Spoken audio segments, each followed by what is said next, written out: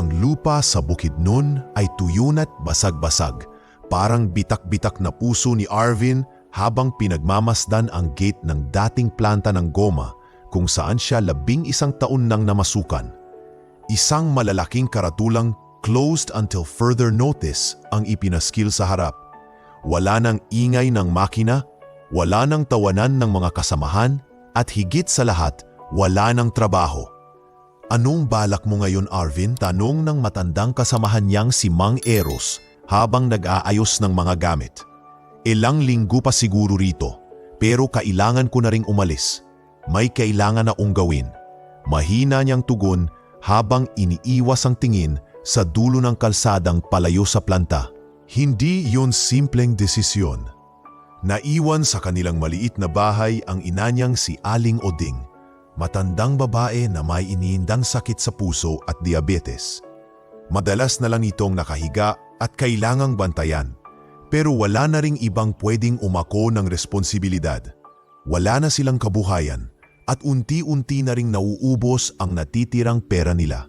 Sa gabing iyon, habang pinapahid ni Arvin ang pawis sa noo at pinag-aaralan ang mapa ng Maynila sa lumang cellphone, kumatok sa kanilang pinto ang isang matandang kaibigan ng pamilya, si Tito Fred.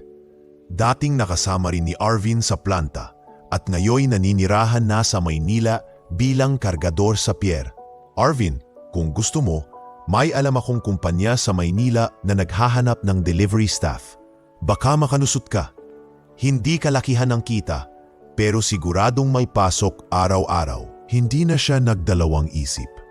Makalipas lang ang 3 araw, iniwan niya ang kanilang bahay na puno ng alaala.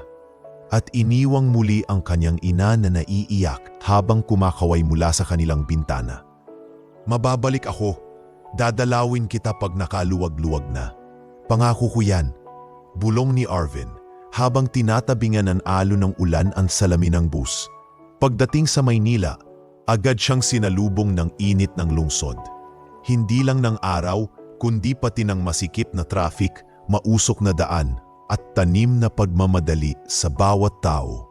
Ang tulugan niya, isang kwartong di aabot sa 10 metro kwadrado sa tabi ng pier. 3 dingding na plywood, isang kurtina bilang pintuan, at isang banig ang kaisa-isang kasangkapan. Kinabukasan, maaga siyang sinamahan ni Tito Fred sa Alltrex Corp, isang multinasyonal na kumpanya na may warehouse sa Tondo. Doon siya dinala sa HR office para sa screening. Name, panung ng babae sa likod ng mesa. Arvin Cruz po. Educational background, high school graduate po. Experience, dating factory worker po. 11 years. Tiningnan lang siya ng HR staff mula ulo hanggang paa bago iniabot ang form. Magpasa ka ng requirements. May kasamang drug test result, barangay clearance at NBI. Sa awa ng Diyos at sa tulong ni Tito Fred na umpleto rin niya ang lahat ng kailangan. Makalipas ang 5 araw, tinawagan siya at tinanggap bilang delivery staff level 1 sa logistics department. Mabilis ang takbo ng trabaho. Bawat araw, gumigising siya alas 4 ng umaga. Nagsisimula sa pag-aayos ng mga kargamento mula sa opisina, magde-deliver ng packages sa iba't ibang opisina ng Alltrex sa Metro Manila at uuwi ng lampas alas 9 ng gabi. Laging gutom, laging pagod pero laging nakangiti. Cruz, ang aga mo na naman. Baka pwedeng turuan mo tong si Robbie, laging late eh. Biro ng isa sa mga supervisor na si Kian Ramos habang papasok si Arvin sa opisina. Walang problema, sir. Mas okay na ho akong maaga kaysa habulin ng init ng araw, sagot ni Arvin sabay bitbit ng 2 kahong malalaki. Bago pa man umabot ng 2 linggo, napansin na siya ng ilang opisyal sa warehouse. Kahit pabaguhan, hindi siya kailanmang nagrereklamo kahit anong ipagawa. Laging maayos ang mga dokumento, walang reklamo ang mga kliyente, at kahit ang mga senior staff ay natuwa sa kanyang pakikitungo. May bago kang energy drink ha, Cruz?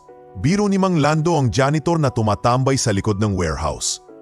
Tubig lang, Mang Lando, pero may haluhong pangarap, natatawang sagot ni Arvin. Isa sa mga hindi ring nakakalampas sa kanya ay si Jasmine, ang barista sa kantina ng kumpanya. Madalas siyang dumadaan doon para bumili ng murang tinapay at 3-in-1 na kape. Kuya Arvin, galing ka na naman sa Ubaw Delivery, no? Pawis ka na naman. Libre ko na to. Sabay abot ni Jasmine ng mainit na pandesal. Nako, wag po. Nakakaiya naman. Okay lang. Mas nakakahiya kung hindi mo tatanggapin.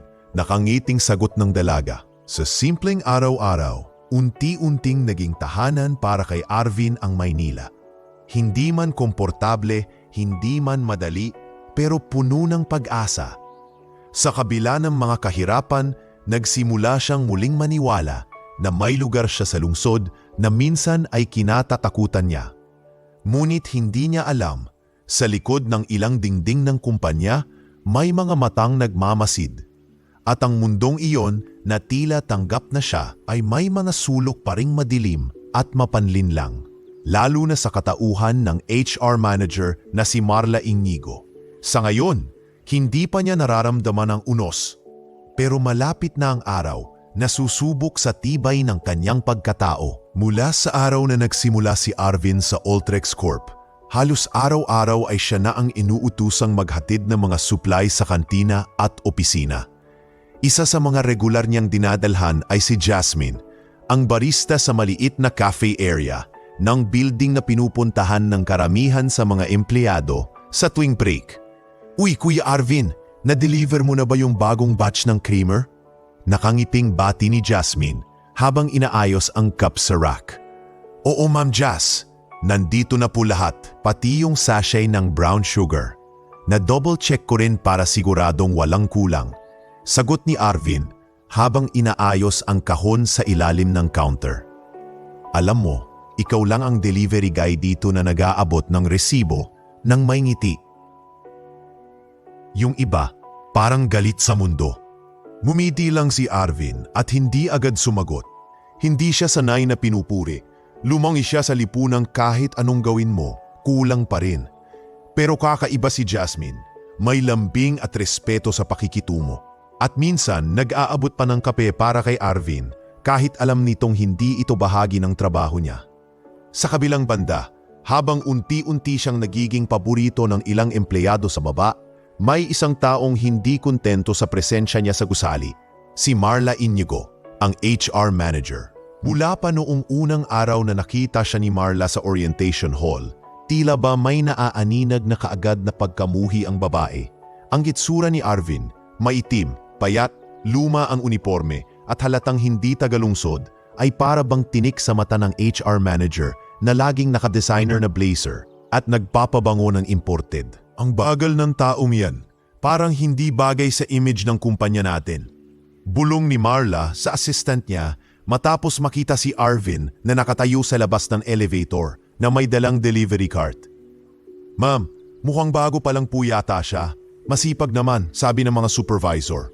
Sagot ng assistant na si Gina. Masipag? Kahit paliguan mo yan ng pabango, amoy kalsada pa rin.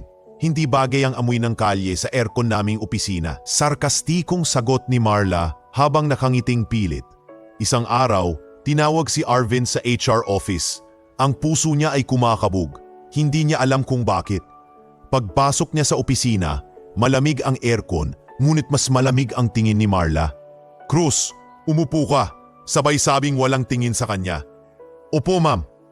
Napansin ko dito sa logbook ng delivery noong nakaraang linggo. May discrepancy. Dapat 23 items lang, pero 24 ang nailista mo. Nagulat si Arvin. Ma'am, pasensya na po, pero ang nasa delivery list po talaga ay 24. Pinakita ko rin po yon kay Sir Kian. Hindi mo na kailangang idahilan yon. You're not here to argue. You're here para tanggapin ang pagkakamali mo. Binigyan na kita ng warning letter. Next time, suspension na. Mariing sabi ni Marla, sabay abot ng papel. Kahit nanginginig ang kamay, maayos na tinanggap ni Arvin ang dokumento. Wala siyang ibang magawa kundi tumango.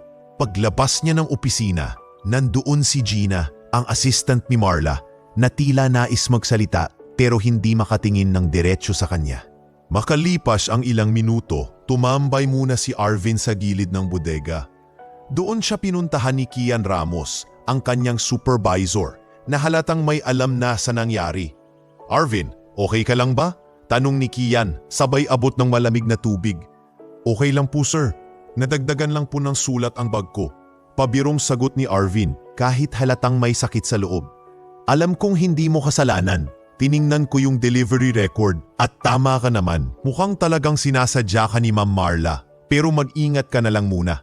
Tahimik lang muna tayo, ha? Opo sir, salamat po sa tiwala. Sa mga sumunod na linggo, lalong lumala ang pananakit ni Marla. Isang beses dumaan siya sa kantina habang naroon si Arvin at Jasmine. Palihim siyang tumigil sa gilid ng kafe at tiningnan ang dalawa. Nang mapansing nagtatawanan, lumapit siya sa assistant at nagbulong. Tingnan mo nga yan, delivery boy at barista. Magka-level na naman sila. Mga taong hindi naman aasensyo. Ngunit sa kabila ng lahat, hindi nagpadaig si Arvin. Pinili niyang tumahimik, patuloy na magtrabaho at panatilihing maayos ang kanyang disposisyon. Ang katulad niya ay sanay sa bagyo ng buhay. Ang totoo, minsan pa nga, ang tahimik ay mas malalim kung magalit. Hindi rin siya nagkukwento kay Jasmine ng tunay na nararanasan niya sa HR. Ayaw niyang ipag-alala siya ng dalaga. Sa halip, binubuhos niya ang atensyon sa maayos na serbisyo at sa pagpapadala ng pera sa probinsya para sa ina.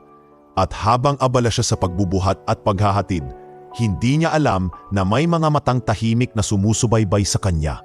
Hindi lamang sa HR office, kundi maging sa matataas na palapag ng gusaling iyon. Mga matang magpapasiya ng kanyang kapalaran sa paraang hindi niya inaasahan. Buwan na ang lumipas mula nang magsimula si Arvin sa Ultrex Corp.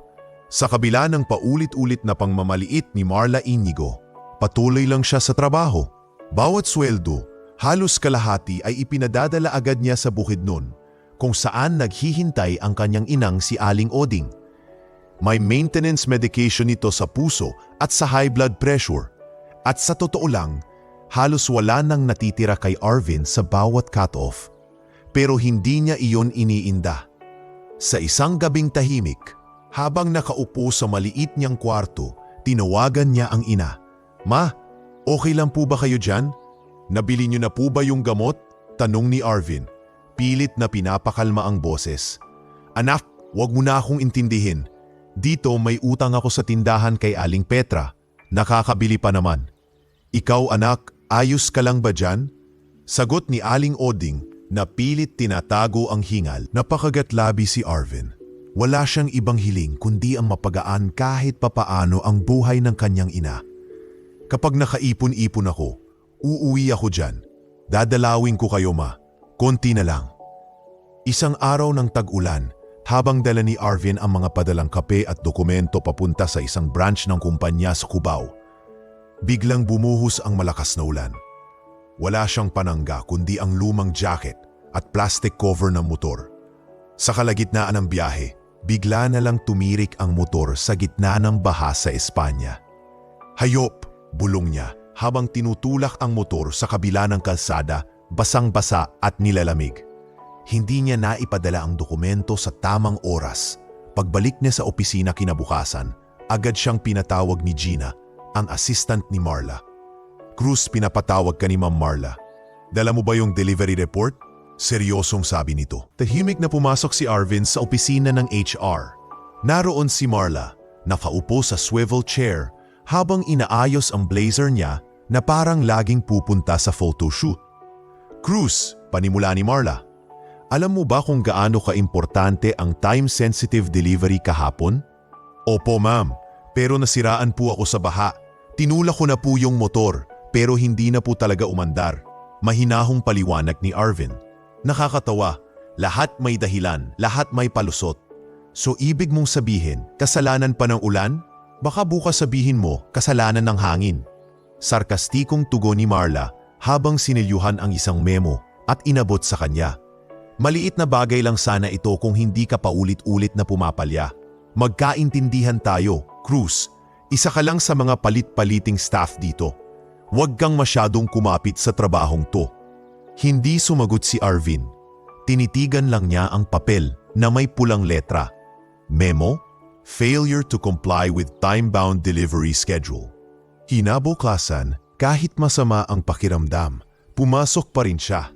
Nilalagnat siya, nangingingig at inuubo pero hindi siya nagsabi kahit kanino. Ayaw niyang isipin ng mga katrabaho niya na nagpapabaya siya at ayaw niyang bigyan ng kahit isang dahilan si Marla para tanggalin siya. Habang nagpupuna siya ng pawis sa gilid ng bodega, lumapit si Jasmine. "Kuya Arvin, ang putla mo ah," bulong ni Jasmine. "May sakit ka ba?" Napailing lang si Arvin. "Konting pagod lang siguro. Malamig kasi kagabi. Tsaka basa pa ako." "Umiinom ka ba ng gamot?" "Hindi po. Wala ring pambili ngayon. Pero ayos lang. Lalagpas din to." Hindi na siya pinilit ni Jasmine pero kitang-kita sa mata nito ang pag-aalala. Simula noon hindi na rin siya tumigil sa pagtatanggol kay Arvin kapag may naririnig siyang mga staff sa kantina na nagpaparinig o nagtatawanan. "Alam niyo, hindi porket delivery staff, pwede na lang apihin," sabi ni Jasmine minsan habang nasa pantry ang ilang admin personnel. Mas marami pang ang respeto yang si Arvin kaysa sa ibang naka-office attire. Nagulat ang lahat. Tahimik lang si Jasmine pero matapang magsalita kapag alam niyang may mali. At unti-unti, nagsimula ring pumanig sa kanya ang ilang empleyado. Hindi man lantaran, pero may mga tumatango at lumalapit kay Arvin para magpahinga sandali o mag-abot ng juice. Isang hapon, habang nag-aayos ng mga box sa likod ng warehouse, napaupo si Arvin sa tabi ng storage room. Nilalagnat pa rin siya. Napapikit siya ng mahigpit, tila sinusubukang pigilan ang bigat ng pakiramdam sa katawan, sa puso, sa kalooban. Napansin siya ni Mang Lando, ang matandang janitor na halos kalahating dekada na sa kumpanya. Dahan-dahan itong lumapit, hawak ang basang mop. "Arvin, iho," malumanay na sabi ni Mang Lando, "bakit ganyan ang mukha mo?" "Pasensya na ho, Mang. Napagod yang siguro. Tsaka malamig. Wala naman huto." Tahimik muna si Mang Lando. Umupo ito sa tabi niya. Pinunasan ang basang sahig bago nagsalita. "Alam mo, noong bata pa ako ganyan din ako. Laging tahimik, laging nagpapakumbaba. Pero tandaan mo to, anak, sa bawat patak ng pawis mo, may tinatanim kang kinabukasan. Kahit hindi mo pa makita ngayon, darating din yan." Napatingin si Arvin sa matanda. Doon lang niya napansin na kahit janitor, matikas ang tindig ni Mang Lando. Hindi ito mukhang pagod, kundi marunong magdala ng bigat, katulad ng gusto niyang matutunan. "Salamat ho, Mang Lando," mahina niyang sagot. Pilit ang ngiti. Hindi niya alam kung saan pa siya kumukuha ng lakas. Pero isang bagay ang sigurado, hindi siya susuko. Dahil ang bawat araw na pinipiling ang bumangon ay isang araw na mas malapit siya sa pangarap na mapabuti ang buhay ng kanyang ina at ng sarili niya. Mainit ang araw, ngunit malamig ang pakiramdam ni Arvin habang nakaupo sa pinakadulo ng meeting room ng Logistics Department. Isa ito sa mga regular na buwanang pagpupulong ng buong team, mula sa mga warehouse staff hanggang sa mga field delivery personnel. Nasa harap si Marla Inigo, nakatayo may hawak na clipboard, at sa kanyang tabi si Kian, ang supervisor ni Arvin. Isang oras na ang nakalipas, ngunit halatang may hinahanap na drama si Marla. Hindi ito karaniwang update meeting. May mabigat sa hangin at ramdam iyon ng lahat. May isa tayong delivery na hindi napirmahan ng maayos ang resibo. Tumambay sa opisina ng kliyente ng isang oras at hindi nag-report. Halagang 60,000 piso ang laman ng dokumentong hindi na-acknowledge. Arvin Cruz, biglang banggit ni Marla habang lumingon sa likod ng silid. Paki-explain na sa lahat bakit ganyan kakabagal at pabaya. Napalingon ang lahat kay Arvin. Halata sa mukha niya ang pagkabigla. "Ma'am, pasensya na po, pero hindi po ako naka-assign sa delivery na yon. Nasa South Route po ako nun. Cavite and Las Piñas ang coverage ko. Si Robbie po ang naka-assign sa file na yon, kung di ako nagkakamali. Hindi mo na kailangang ituro pa ang iba," mariing sabi ni Marla. "Ang point dito, dapat alam mo ang galaw ng team mo. Kung alam mong may pagkukulang ang kasama mo, dapat nireport mo. Kasalanan mo rin." Nagbulungan ang iba, kahit si Kian ay halatang nabigla sa naging akusasyon. Hindi na nagsalita si Arvin. Sa halip, napayuko na lang siya, pinipilit na hindi magpakita ng emosyon. Sanay na siya sa ganyang eksena mula kay Marla. Pero iba ang kirot ng kahihiyang ito sa harap ng buong departamento. Paglabas ng opisina, agad siyang sinundan ni Jasmine. Hindi pa man siya nakalayo sa main entrance, hinawakan siya nito sa braso. Arvin, mahina nitong sabi, "Grabe na yun. Hindi mo deserve ang trato na yan." Napatingin lang si Arvin sa kanya, pilit ang ngiti. "Ayos lang, Jas, sanay na rin. Basta makapagtrabaho lang ako ng maayos, ayos na." "Hindi ito ayos at hindi rin ito tama," mariing sagot ni Jasmine, halatang pinipigilan ng luha. "Wala ka namang ginagawang masama. Bakit parang lagi kang may kasalanan sa mata ng HR? Tahimik lang ako. Wala rin namang maniniwala sa akin. At saka, mahirap makipagtalo sa taong mataas ang pwesto. Masisira lang ang pangalan ko." "Mas lalo ka nilang tatapakan kung hindi mo ipaglalaban ang sarili mo," sagot ni Jasmine. Saka siya tiningnan ng matalim. "Pero kahit anong mangyari, Arvin, andito lang ako." Kinagabihan, dumiretso si Kian sa HR department. Bitbit niya ang kopya ng duty roster at delivery assignment log na magpapatunay na wala si Arvin sa kliyenteng tinukoy ni Marla. May dala rin siyang witness statement mula kay Robbie na umamin na siya ang nafa-assign sa maling dokumento. Pagharap niya kay Marla, pinilit niyang maging kalmado. "Ma'am Marla, may dala po akong mga record tungkol sa nangyari sa meeting kanina. Gusto ko lang pong linawin na wala po si Arvin sa delivery na yon. Naka-assign po siya sa South Route." Hindi man lang tinanggap ni Marla ang mga papel. "Mr. Ramos, sigurado ka ba kung saan ka lumulugar?" "Ma'am, hindi po ito tungkol sa lugar. Ito po ay tungkol sa katotohanan. Ayokong may taong maparusahan ng hindi makatarungan." Tumindig si Marla, tumingin sa assistant na si Gina, saka muling hinarap si Kian. I-monitor si Mr. Ramos. Kung madalas siyang lumabag sa chain of command, kailangan na nating i-review ang kanyang leadership fitness. Kinabukasan, pinatawag si Kian sa HR at binigyan ng verbal warning. Hindi opisyal, ngunit malinaw na mensahe na hindi na dapat siyang makialam sa mga isyung hindi niya saklaw. Habang lahat ng ito'y nangyayari, si Arvin ay patuloy lang sa kanyang tahimik na buhay. Sa gabi, pagkagaling sa shift, nagsasabit siya ng reflector vest at sumasakay sa kanyang lumang bisikleta para sa kanyang sideline, ang pagde-deliver ng mga bulaklak para sa isang online flower shop na pinapatakbo ng mag-asawang Koreano sa Pasay. Madalas ay pa-birthday, pa-anniversary o surprise apology flowers ang kanyang dala. Lumalakan siya sa makikitid na eskinita, umaakyat sa mataas na apartment. Bitbit ang mga rosas, tulips at minsan pa nga'y imported na sunflower. Ngunit sa pinakataas na palapag ng Ultrex Corp, sa loob ng isang executive office na may malawak na bintana at carpeted floor, tahimik na nagmamasid ang isang lalaki sa kanyang monitor. Si CEO Armando Sarmiento, 58 anyos, tahimik ngunit matalas, ay may sariling sistema ng pagtingin sa mga galaw sa kanyang kumpanya. At hindi lingid sa kanya ang paulit-ulit na reklamo tungkol sa HR. Sa mga CCTV footage, sa mga report na pilit tinatago ni Marla, at sa iilang email na forwarded ng palihim ng ilang staff, unti-unti niyang pinagdudugtong ang mga piraso. Sa kanyang sarili, tahimik siyang nagbulong. "Hindi ko papayagang mabulok ang kumpanya dahil lang sa isang bulok na ugali." Pero hindi siya basta-basta kikilos. Dahil ang tunay na hustisya ay hindi lang basta galit, kundi tiyak marunong maghintay at marunong gumulat. Maagang nagising si Arvin kinabukasan. Kumikirot pa rin ang katawan niya dahil sa paulit-ulit na pagod at wala pa ring malinaw na balita tungkol sa aplikasyon niya para sa mas permanenteng posisyon sa logistics team. Gayunpaman, gaya ng nakagawian, maaga siyang naghanda. 2 pandesal at 1 sachet ng instant coffee ang kanyang almusal.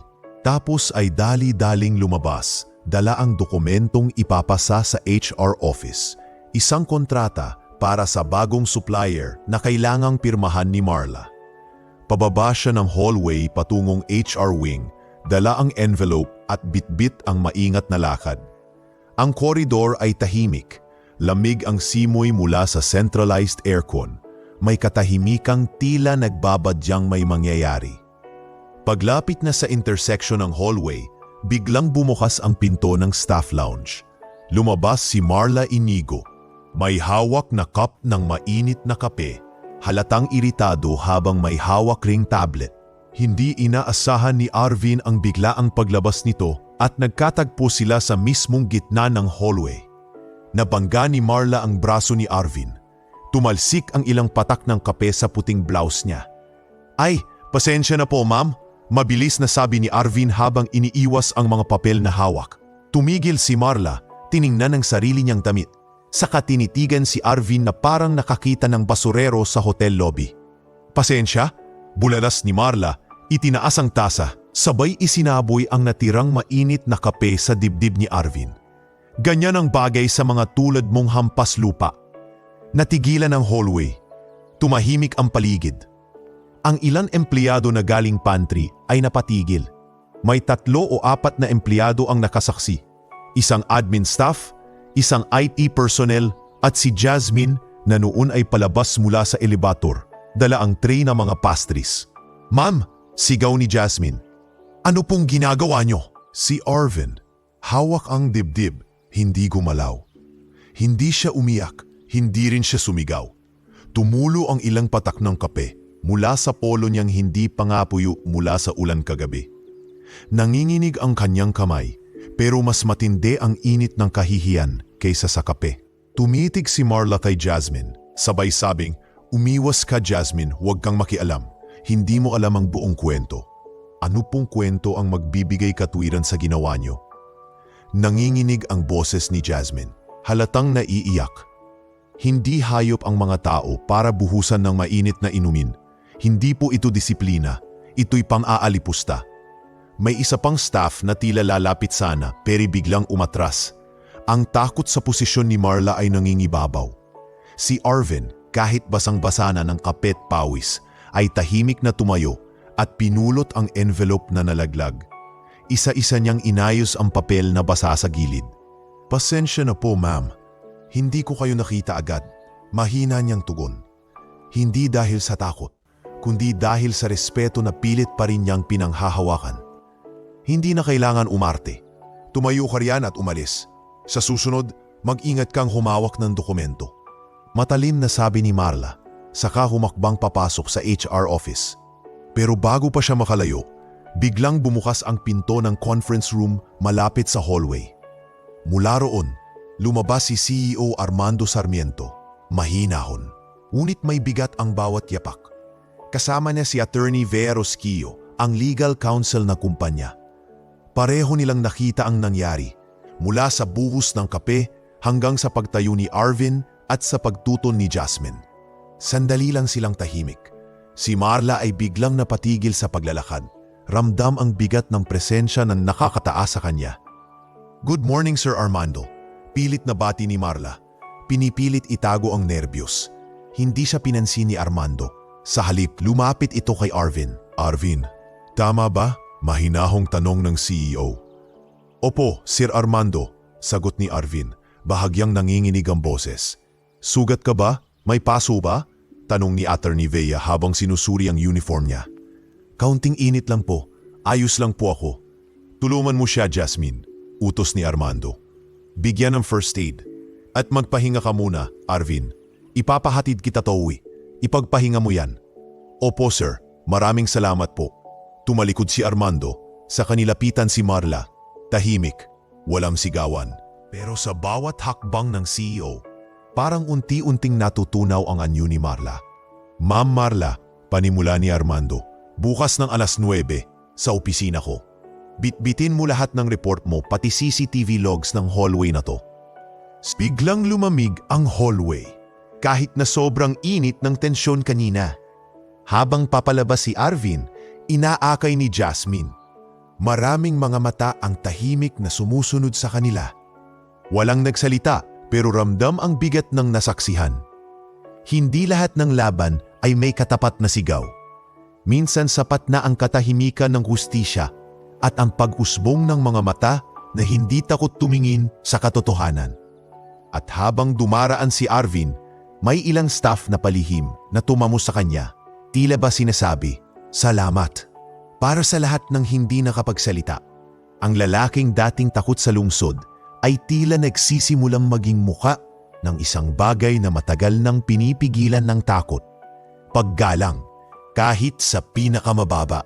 Lumipas ang maghapon na puno ng katahimikan ngunit hindi kawalan ng kilos. Habang bumabalik sa kani-kanilang mga pwesto ang mga empleyado, dala nila ang bigat ng eksenang nasapsihan kanina.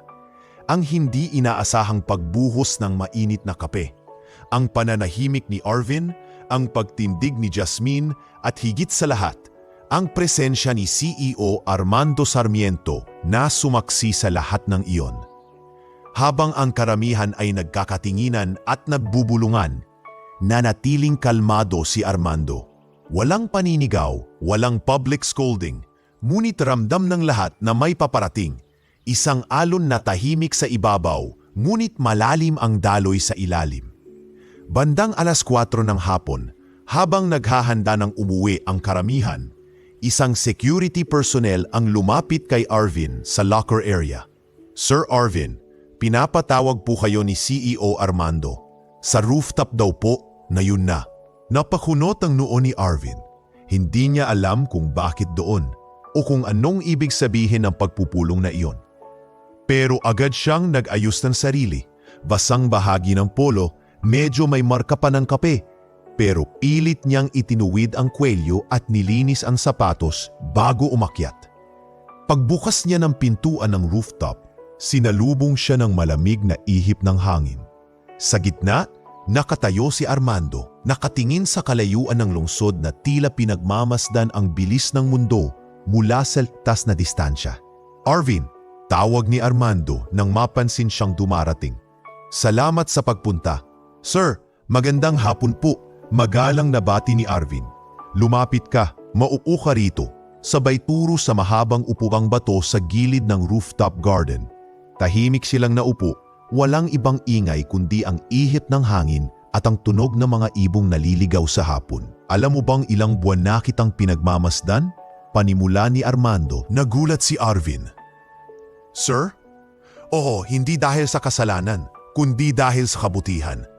Lahat ng reports, ang kasipagan mo, ang pagiging tahimik mo, ang respeto mo sa trabaho, lahat yon dumarating sa akin. Tahimik ka pero kapansin-pansin." Hindi agad nakasagot si Arvin. Hindi niya inasahang ganito ang magiging usapan. "Pero ang tanong ko ngayon sa iyo, Arvin," patuloy ni Armando habang tumingin sa kanya. "Anong pangarap mo, iho?" Napayuko si Arvin. Ilang saglit siyang natahimik bago muling tumingala. "Simple lang po, sir," sagot niya. "Trabaho, respeto at kapayapaan. Yung hindi ko na kailangang matakot sa kung anong sasabihin o gagawin ng may kapangyarihan. Yung masabi ko sa sarili kong kahit mahirap ako, may dangal pa rin ako." Tahimik si Armando. Matagal siyang hindi nagsalita bago dahan-dahang inilabas ang isang tablet mula sa kanyang case. Pinindot nito ang screen, saka ipinakita kay Arvin ang ilang video clips mula sa CCTV footage sa hallway, kantina, opisina at iba pa. "Matagal na akong may duda," ani Armando. "Hindi lang ikaw ang biktima ni Marla. Marami na, pero walang nagsasalita. Takot silang mawalan ng trabaho o mapahiya. Kaya minabuti kong obserbahan muna." Nakita ni Arvin sa mga video ang iba't ibang empleyado. May pinapahiya, may pinipilit mag-overtime, may halos mapaiyak. Lahat ay gawa ni Marla. "Bakit hindi niyo siya agad sinuspinde, sir?" tanong ni Arvin. "Dahil ang tamang hustisya, Arvin, hindi padalos-dalos. Gusto kong mauha ang buong larawan at gusto kong sa pagkakataong ito may isang taong maipaglalaban ng sarili, hindi sa sigaw, kundi sa dangal." Tumayo si Armando at nilapitan ang railings ng rooftop. "Kaya ngayon, pinag-uusapan na namin ni Attorney Vea ang tamang hakbang. Naka-leave na muna si Marla habang ongoing ang investigasyon. Pero kailangan itong gawin ayon sa proseso, walang shortcuts, walang emosyon." Tumango si Arvin. "Naintindihan ko po. Pero Arvin," dagdag ni Armando, tumingin muli sa kanya. Gusto kong ipagpatuloy mo lang ang trabaho mo. At higit sa lahat, huwag mong hayaang sirain ng galit ang puso mo. Gamitin mo ang karanasang to para tumibay pa. Darating ang araw, ikaw ang magpapasya kung paano ka magiging liwanag sa mga tulad mong dati nasa dilim. Kinabukasan, bumalik si Arvin sa trabaho. Walang masyadong nabago sa kanyang kilos. Tahimik ta rin, masipag pa rin, pero may kakaibang liwanag sa kanyang mga mata. Tila may panibagong bigat na nabawas sa kanyang balikat. Si Jasmine, na noon pa man ay hindi nawawalan ng malasakit, ay agad siyang nilapitan sa pantry. "Kamusta ka?" tanong ng dalaga. Mumiti si Arvin. "Maayos, medyo mas magaan na." "Good," bulong ni Jasmine. "Pero kung ako sa'yo, mag-ingat pa rin. Hindi agad matatapos ang lahat ng yan." "Oo, pero alam kong hindi na ako nag-iisa." Pagdating ng Biyernes, isang internal memo ang lumabas sa lahat ng email ng empleyado. From Office of the CEO to all HR staff and department heads. Mandatory HR emergency staff meeting. Date, Monday, 8 a.m. Location, 15th floor Executive Hall. Sa dulo ng email, isang linya ang bumulaga. Integrity is not defined by position, but by compassion in power. Walang sinuman ang hindi nakaramdam ng tensyon. Ang mga HR personnel ay nagsimulang magtanungan. Ang buong admin team ay naghihinala. At si Marla, na pansamantalang naka-leave, ay nabulabog sa natanggap na notification. 1 linggo pa lang ang nakalipas mula sa insidente. Ngunit ang simula ng hustisya ay ngayon pa lamang paparating. Lunes ng umaga, maaga pa lang ay abala na ang buong building ng Alltrex Corp. Mula sa receptionist hanggang sa mga mid-level executives, halata ang tensyon. Kakaiba ang araw na ito, hindi dahil sa dami ng gawain, kundi dahil sa isang meeting na tinaguriang mandatory emergency para sa buong HR department at mga department heads. Sa 15th floor Executive Hall, unti-unting napuno ang malawak na conference room. May mga bagong sali na kape, bottled water at tinapay sa gilid ng silid, isang tila hindi inaasahang hospitality para sa isang emergency meeting. Tahimik ang mga empleyado. Walang nagbibiro, walang nagkukwentuhan. Dumating si CEO Armando Sarmiento sa takdang oras, 8:00 ng umaga. Suot ang kanyang simple ngunit elegante na gray suit. May hawak siyang folder at tablet. Habang kasunod si Attorney Vea Rosquillo na mukhang seryoso rin ang ekspresyon. Sa kanan nila, tahimik na pumasok si Arvin. Naka-uniforme pa rin. Halatang pinilit lang imbitahan. Pinaupo siya sa pinakadulo, malapit sa pinto. Sa likod lang siya, parang hindi kasali sa pulong. Nandun din si Marla Inigo. Nakaupo sa bandang gitna. Nakasuot siya ng puting blazer, maayos ang ayos ng buhok, at kahit pinipilit numiti, halatang kabado ang titig. Matapos ang insidente, pansamantalang naka-leave siya, pero ngayon ay muling nakaupo sa silid kung saan dapat siya ang sentro ng autoridad.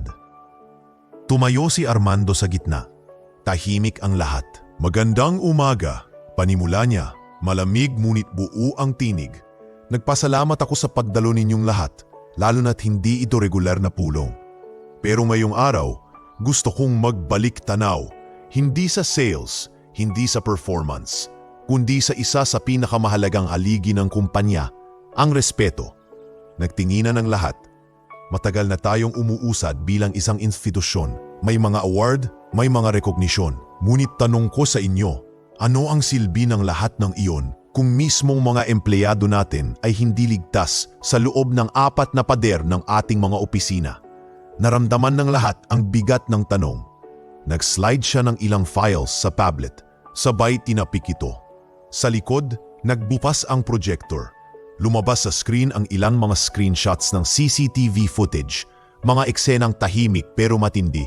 Isang utility staff na pinagsisigawan sa pantry, isang barista na pinahiya sa harap ng mga bisita, at si Arvin habang binubuhusan ng kape. Nagulat ang buong silid, lalong napayuko ang ilang staff.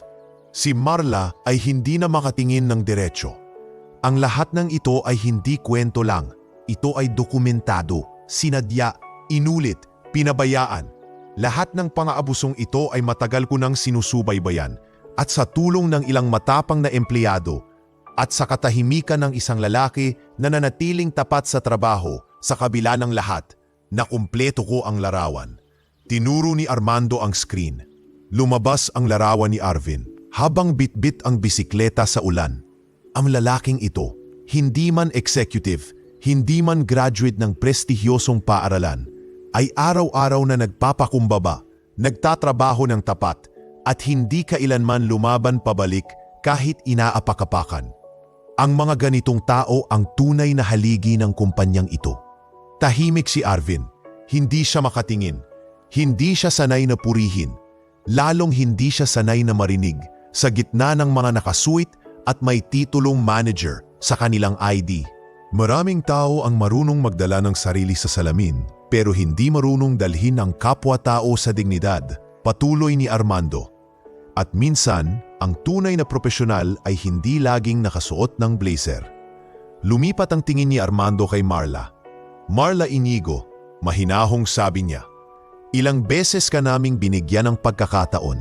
Ilang reklamo ang binaliwala ko noon dahil naniniwala akong baka may dahilan. Pero ang nakikita ko ngayon ay hindi kakulangan kundi abusong sinasadya." Nagtaas siya ng isang pulang folder na kasulat ang salitang Final Report HR Conduct Review.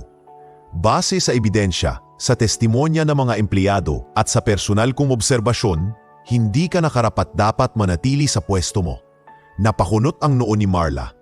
"Sir, may paliwanag ako. Hindi po lahat ng yan ay totoo. May mga naninira lang. May sapat ka ng panahon para linisin ang pangalan mo. Pero ang tanong, nilinis mo ba ang asal mo?" Sabat ni Attorney Vea. Seryoso ang tingin. "Tanggal ka na, Marla. Effective immediately." Diin ni Armando. Natahimik ang buong kwarto. Si Marla, hindi agad nakaimik. Sa una, umiling siya. Nangingilid ang luha. "Sir, wag naman po agad. Bigyan niyo ako ng pagkakataon. Ilang taon ko pong pinaghirapan ito. Ako po ang nag-ayos ng HR system natin. Ako po ang..." Ngunit wala nang sumagot. Wala na ring pumagitna. Sa tagal ng panahon, ngayon lang siya tumanggap ng resulta ng sarili niyang ginawa. Lumingon siya sa likod, sa mga dating under niya. Walang tumingin sa kanya.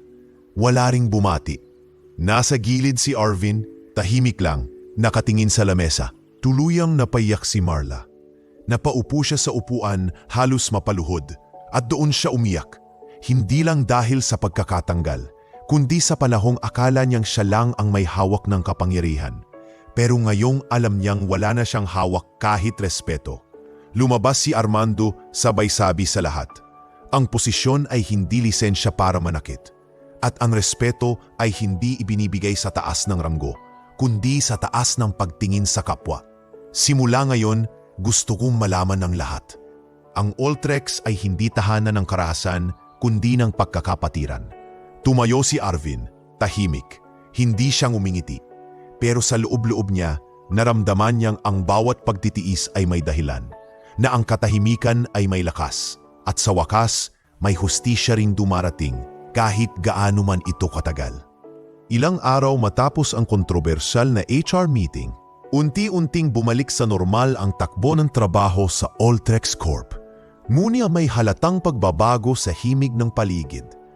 Ang dating takot at tensyon tuwing makikita si Marla sa hallway ay napalitan ng maaliwalas na katahimikan. At sa likod ng pagbabago, isa ang hindi inaasahan ng marami na maging simbolo ng bagong simula, si Arvin Cruz. Hindi nagtagal, isang mensahe mula sa executive office ang dumating kay Arvin.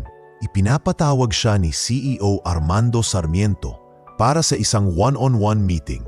Kinabahan siya sa una, hindi sanay sa ganitong atensyon, pero sinabihan siya ni Jasmine na ngayon ay tila mas laging nasa tabi niya na huwag matakot. Siguro may magandang balita yan, nakangiting sabi ng dalaga. O baka may pa-deliver si Sir Armando ng mga bulaklak. Ikaw ulit ang pagawaing courier. Napatawa si Arvin. O baka sinisingil na ako sa aircon na nasayang nung binuhusan ako ng kape. Kinabukasan, pumasok siya sa executive office na simple lang ang suot, malinis na polo, pinantang maong, at ang bisikletang iniwan niya sa labas ay bagong linis. Tila handa sa kahit anong biyahe ng buhay. Pagpasok niya, sinalubong siya ni Armando na agad na tumayo mula sa kanyang desk. Arvin, bati ni Armando. Maupo ka. Opo sir, salamat po sa pagkakataon. Sagot ni Arvin habang maingat na umupo. Hindi ito tungkol sa reklamo. Huwag kang kabahan. Biro ni Armando na bahagyang ngumiti. Actually, gusto lang kitang makausap. Isa kang inspirasyon, Arvin. At gusto kong malaman kung anong plano mo sa sarili mong kinabukasan. Napalunok si Arvin. Ilang segundo siyang tahimik, saka muling nagsalita. Gaya po ng nasabi ko noon, simple lang po ang pangarap ko. Makapagtrabaho ng maayos, mapagamot si mama, makatulog ng walang takot, at sana makatapos din ng kahit anong kurso, kahit papano. Tumango si Armando. Tamang-tama, kaya kita pinatawag. May inihahanda kaming internal scholarship program para sa mga deserving employees sa logistics. Gusto kitang i-recommend. Certificate program ito sa warehousing and supply chain management in partnership with a local training institute. Fully paid.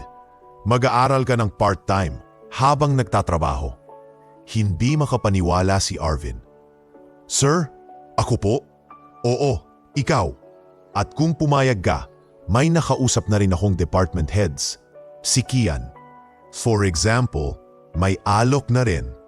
Ilang araw lang ang lumipas. Pinatawag naman siya ni Kian Ramos, ang supervisor na matagal nang naniniwala sa kakayahan niya. Arvin, bungad ni Kian habang iniaabot ang papel. Ito ang tentative schedule mo kung sakaling tanggapin mo yung training. Pwede kang tumulong sa coordination office tuwing hapon habang nag-aaral ka. Part-time lang. At kung magustuhan mo, baka tuloy-tuloy na rin. Sir, salamat po. Hindi ko alam kung paano ko mababayaran to. Sabi ni Arvin habang nakatingin sa papel, tila nabibigatan sa kagalakan. Hindi mo kailangang bayaran. Ibalik mo lang sa iba balang araw. Ikaw na ang may kwento ngayon na dapat sundan. Habang dumarami ang biyayang tumarating, si Jasmine ay lalo pang naging bahagi ng araw-araw na buhay ni Arvin. Sa mga break time, sabay silang kumakain. Sa mga hapon, nakikipag-brainstorm na si Jasmine sa ideya ni Arvin na magtayo ng maliit na online delivery service para sa mga tindera sa palengke na walang sariling courier. Ang pangalan? Tanong ni Jasmine habang hawak ang notebook. Anong magandang pangalan sa business? Padala lang? O kaya siguradong abot? Pang AM Radio Arvin, sabay tawa ni Jasmine. Pero cute. Natatawa man sila, seryoso rin sila sa plano. Nagsimula sila sa simpleng delivery ng local produce sa mga unit sa kondo. Gulay, itlog, prutas. Si Jasmine ang tumatanggap ng order. Si Arvin ang tagahatid gamit ang bisikleta. Isang hapon, habang nag-aayos siya ng bisikleta sa tabi ng warehouse, lumapit si Mang Lando, ang janitor na tila ama na ni Arvin sa loob ng kumpanya. Iho, wika ng matanda habang iniabot ang isang sobre. Ano po to, Mang? Tanong ni Arvin. Yung ipon ko, hindi ganun kalaki, pero sapat na para sa down payment ng bagong bisikleta. Yung dekarga, mas makakabenta ka nun. Naku, hindi po pwede to. Pinaghirapan nyo to, Mang Lando. Pang-retirement nyo, huwag mo na akong kontrahin. Matagal na akong tapos sa pangarap ko. Pero ikaw, nagsisimula pa lang. Gusto kong may bahagi ako sa pag-angat mo. Kung hindi ko magagawa para sa sarili ko, hayaan mo man lang na magawa ko para sa'yo. Hindi na napigilan ni Arvin ang luha. Mahigpit siyang yumakap sa matanda. Salamat po, hindi ko po to malilimutan. Pagkatapos ng isang buwan, sa internal newsletter ng kumpanya, lumabas ang kwento ni Arvin. May larawan siya habang nakasakay sa bisikleta. Bit-bit ang tray ng bulaklak. May caption na, mula sa lupa patungo sa liwanag. Kwento ng isang tahimik na bayani ng Ultrex. Hindi lang siya naging empleyado, naging inspirasyon siya. Sa bawat department, binabati siya, kinakamayan. Sa elevator, may umuupo sa tabi niya, nagsasabi ng salamat sa ginagawa mo. At kahit nahihiya siya, pilit pa rin siyang ngumingiti. Sa loob ng isang taong puno ng pasakit, ngayon unti-unti nang umuusbong ang pag-asa. At alam niyang ito pa lang ang simula. Dahil minsan, ang lakas ng isang tao ay hindi nasusukat sa lakas ng boses, kundi sa tibay ng loob na hindi kailanmang bumigay, kahit ilang ulit siyang binalik. 3 taon ang lumipas mula nang ang isang tahimik at madungis na delivery staff ay tumayo sa harap ng pang-aabuso at naging tinig ng mga walang boses. Ngayon, si Arvin Cruz ay hindi na lamang basta bahagi ng Ultrex Corp. Isa na siyang haligi. Suot ang puting polo na may burdang pangalan sa dibdib at nakasukbit sa balikat ang ID na may titulong Logistics Operations Supervisor. Maayos ang kanyang tindig habang binabagtas ang main entrance ng kumpanya. Kilala siya sa lahat ng sulok ng opisina, sa warehouse, admin, HR at maging sa executive floor.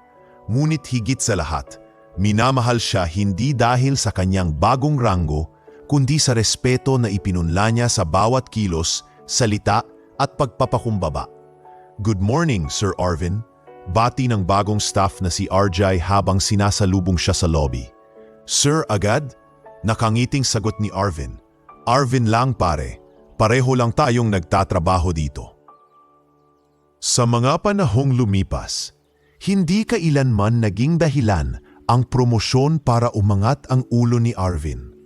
Sa halip, ginamit niya ito upang iangat ang iba. Isa sa mga unang aksyon niya bilang supervisor ay ipatupad ang mentorship program para sa mga on-the-job trainees at probationary staff. Programang pinangalanan niyang Pundasyon. Sa labas ng Ultrex, nagbago rin ang takbo ng kanyang personal na buhay. Sa isang sulok ng Makati, katabi ng lumang paupahang tinirhan niya noong una, nakatayo ang isang maliit ngunit maaliwalas na bulaklakan at delivery shop na pinangalanan niyang Tulay ni Nanay. Jazz, may order tayong 3 bouquet for pickup sa hapon. Pacheck nga kung ready na yung wrapping section.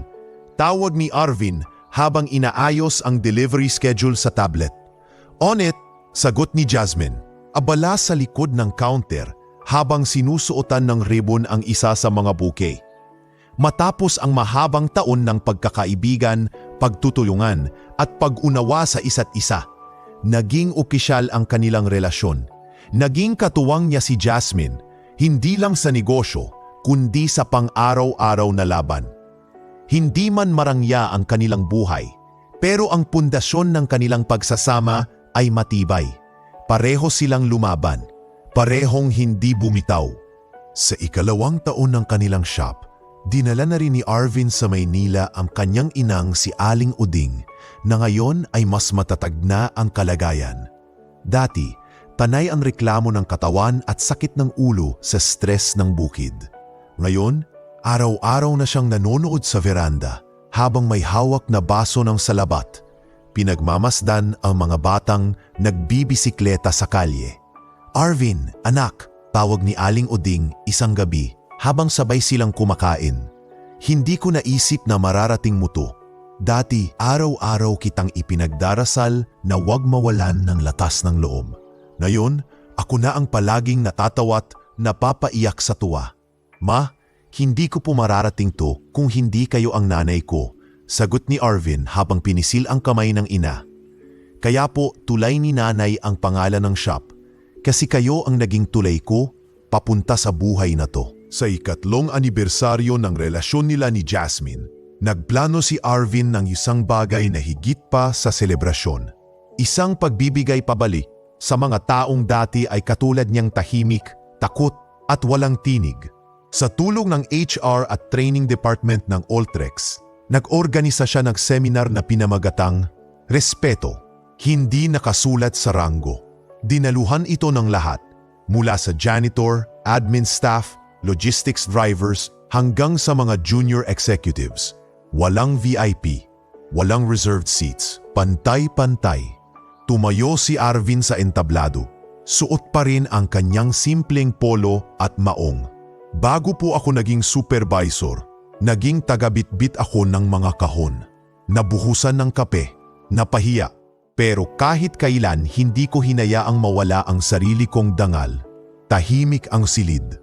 Walang kumikilos, bawat salita ay parang dagundong sa dibdib ng bawat empleyado. Ang respeto po ay hindi binibili, hindi binabase sa dami ng barong o taas ng sweldo. Ito po ay isang desisyong gawin ang tama kahit walang nakakakita. At para sa mga katulad kong minsan ay binaba ang tingin, tandaan ninyo, ang buhay ay hindi laging patas, pero may pagkakataon tayong gawin itong makatarungan para sa iba. Pagkatapos ng seminar, isa-isa siyang nilapitan ng mga empleyado.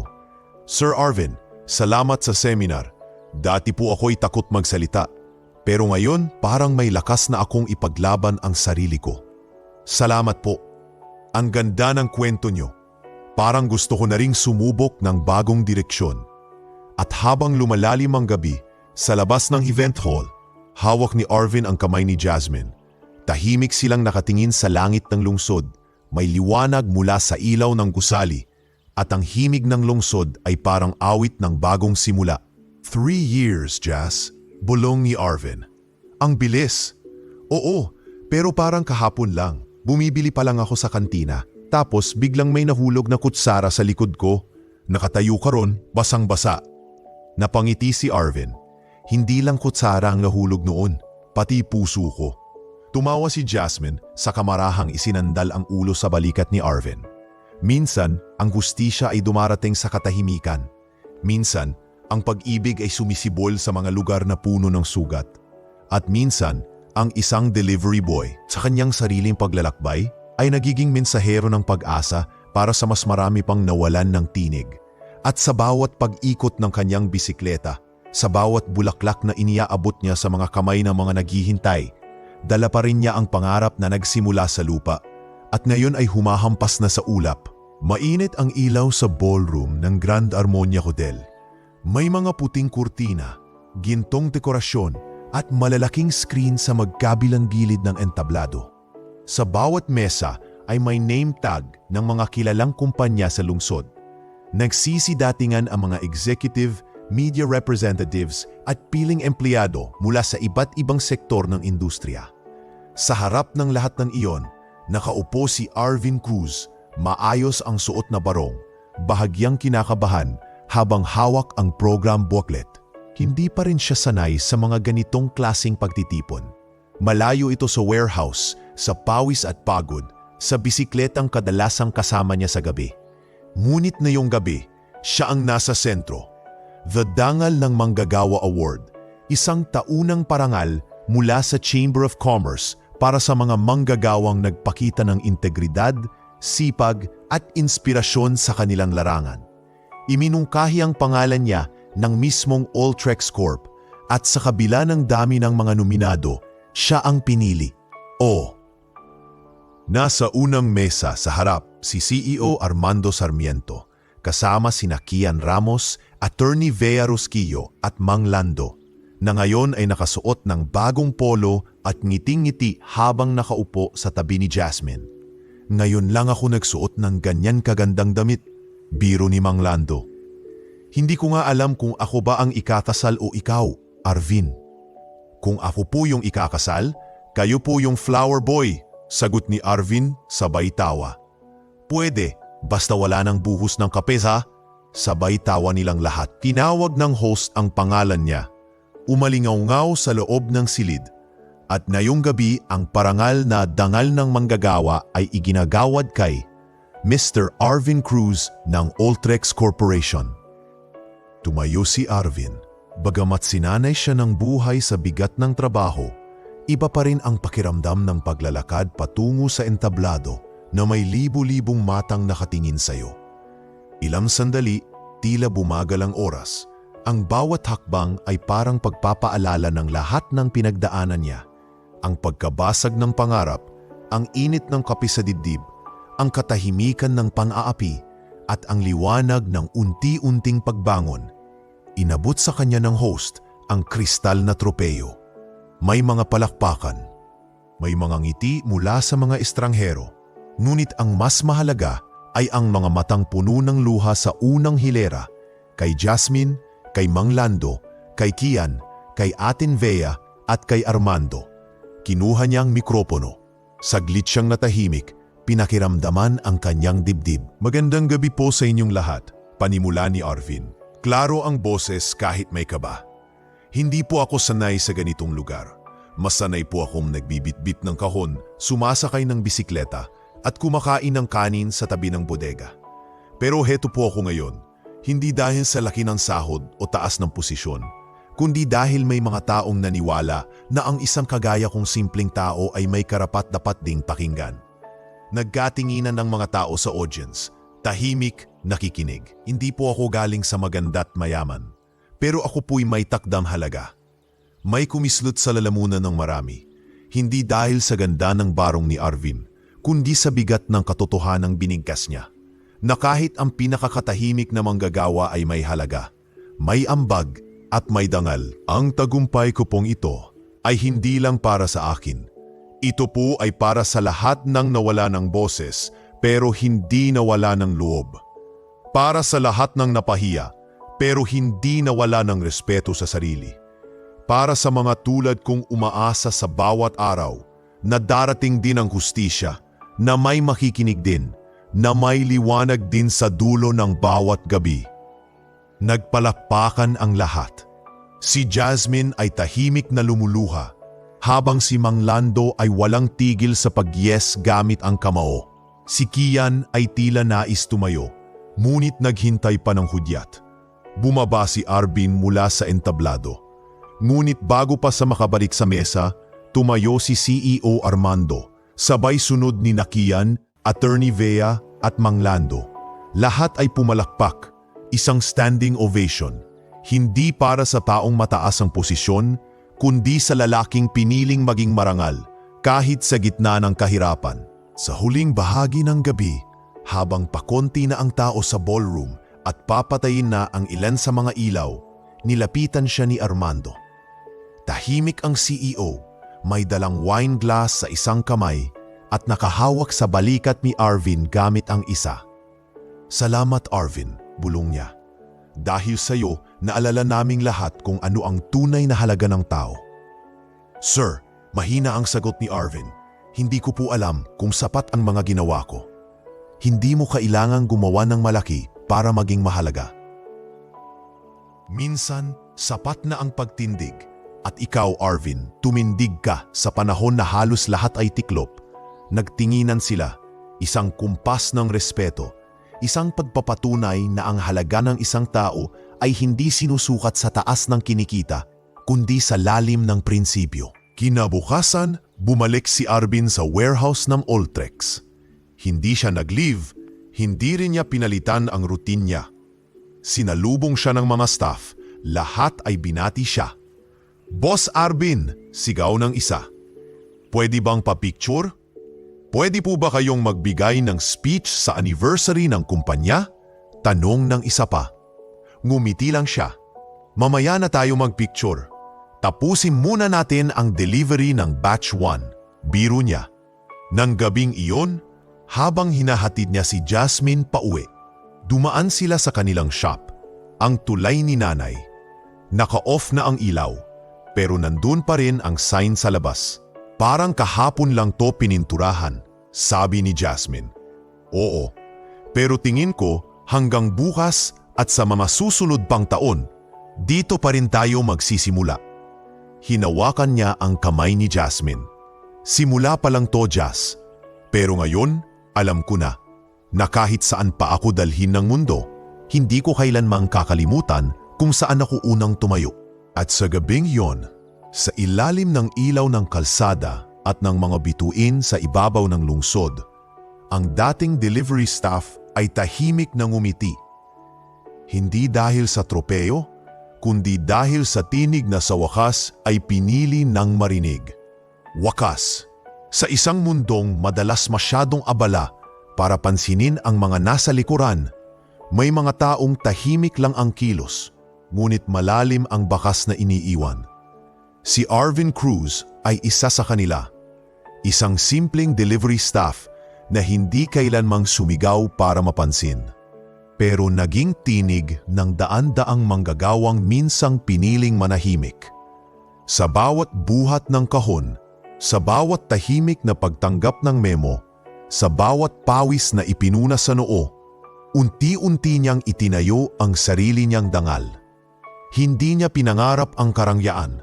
Ang tanging pangarap niya ay respeto, trabaho at katahimikan ng konsyensya.